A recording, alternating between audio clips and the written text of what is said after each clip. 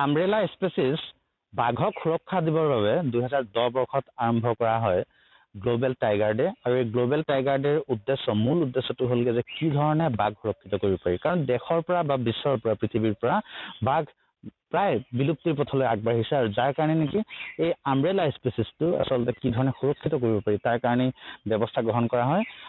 আজিৰ তাৰিখটো 29 জুলাইৰ দিনটোত প্ৰত্যেক বছৰে গ্লোবেল টাইগাৰ ডে হিচাপে উদযাপন কৰা হয়। আজি কাজিৰঙা বন বিভাগৰ বিভিন্ন অনুষ্ঠানো আছে।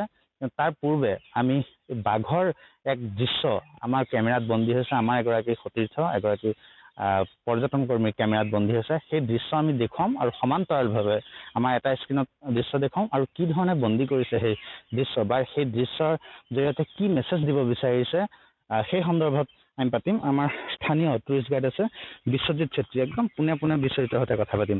এই যে কেমেৰাত বন্দী হৈছে, কাজিৰঙা যেতিয়া মুকলি হৈ আছিলে সেই সময়ত যে কেমেৰাত বন্দী হৈছে বাঘৰ এই জলকেলি বা যি দৃশ্য আমি স্ক্ৰীণত দেখুৱাই আছো এই মুহূৰ্তত, এই সন্দৰ্ভত কি ক'ব বিচাৰে? আচলতে যোৱা বছৰতকৈ এইটো বছৰ মানে বাঘৰ খুব বেছিকৈ দেখা পোৱা হৈছে। আৰু মই প্ৰতিটো দৃশ্য দেখা পোৱাৰ লগে লগে মোৰ নিজৰ কেমেৰাত বন্দী কৰোঁ আৰু আপোনাৰ ছ'চিয়েল ফেচবুকে হওক ইনষ্টাগ্ৰামত হওক মই এনেকৈ প্ৰচাৰ কৰোঁ, যাতে টুৰিজিমৰ কাৰণে এইবোৰ চাই টুৰিষ্ট অহা বছৰ অধিক বৃদ্ধি পায়। আৰু আৰু আৰু আপোনাৰ টাইগাৰ সংৰক্ষণৰ কথা সেইটোতো পৰে মানে। হয়, বাঘৰ সুৰক্ষাটো মূল হৈ পৰিছে, কাৰণ বাঘ যদি সুৰক্ষিত নহয় বাকী যিবোৰ জন্তু আছে সেই জন্তুবোৰৰ এটা যিটো সেই চিষ্টেমটো নাইকিয়া হৈ যাব। কাৰণ আমি এটা কথা জানো যে বাঘ সুৰক্ষা হোৱাৰ লগে লগে বাঘ যদি থাকে তেতিয়া অন্যান্য যি তৃণভোজী জন্তু আছে সেই মেইনটেনেঞ্চটো থাকে, ইক'লজিকেল বেলেঞ্চটো চলি থাকে।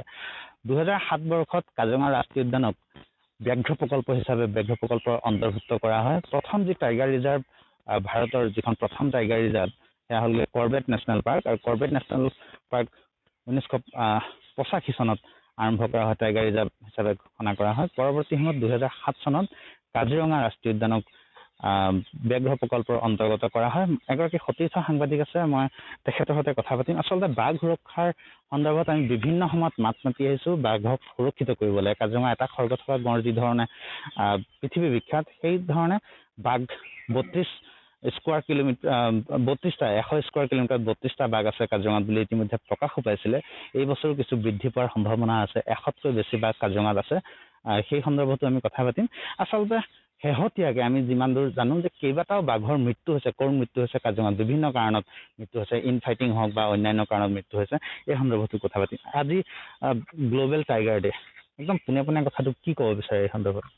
আচলতে যিটো আমব্ৰেলা স্পেচিছ, এই স্পেচিছকেইটা খুবেই প্ৰয়োজন কাজিৰঙাৰ বাবেই হওক বা যিটো ইক'চিষ্টেম তাৰ বেলেঞ্চিঙৰ কাৰণে খুবেই প্ৰয়োজন। আৰু বিশেষকৈ যিহেতু টাইগাৰটো মানে ইক'চিষ্টেম আৰু মানে যি মানে জংঘলৰ জীৱ জন্তু আছে এই সম্পূৰ্ণ গোটেই চিষ্টেমটো মানে এই বাঘেহে বেলেঞ্চ কৰি ৰাখে।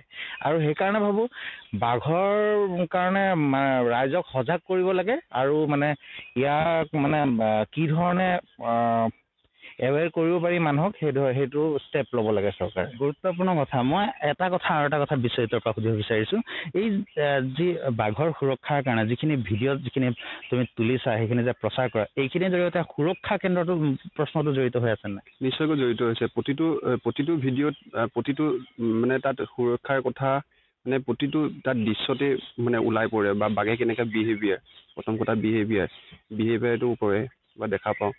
তেনেকুৱা সুৰক্ষাৰ ক্ষেত্ৰত যথেষ্ট ভাল। আজি গ্লোবেল টাইগাৰ ডেত আন্তঃৰাষ্ট্ৰীয় বা বাঘ দিৱস, যিহেতু গ্লোবেল ইণ্টাৰনেশ্যনেল বাঘ দিৱস, এনে প্ৰেক্ষাপটত কি আহ্বান জনাবা চৰকাৰকে হওক বা ৰাইজক? নিশ্চয়কৈ মই আহ্বান জনাওঁ, বাঘৰ সংৰক্ষণ কাজিৰঙাৰ কাৰণে যথেষ্ট ভাল, বা বাঘো ইয়াত বৃদ্ধি পাইছে। কেৱল কাজিৰঙা নহয়, আমাৰ অসমত যেনেকৈ মানাছেই হওক বা পবিতৰাটো কৰিব পাৰি, বা মানাছৰকে তুলনাত কাজিৰঙাত বেছি। মানাছকো সংৰক্ষণ কৰিব পাৰি। আপোনাৰ ইয়াত তিনিটামান নেশ্যনেল পাৰ্কত যদি কৰি দিয়ে পৰ্যটকৰ কাৰণে খুব ভাল। আমাৰ গুৰুত্বপূৰ্ণ কথা, পৰ্যটকৰ কাৰণে ভাল। আৰু বাঘ সুৰক্ষাই আচলতে কাজিৰঙাৰ হওক বা অন্যান্য যি বন্যজন্তু সেই বেলেঞ্চিং ইক'লজিকেল যিটো বেলেঞ্চ সেই বেলেঞ্চটো অক্ষুণ্ণ ৰাখে।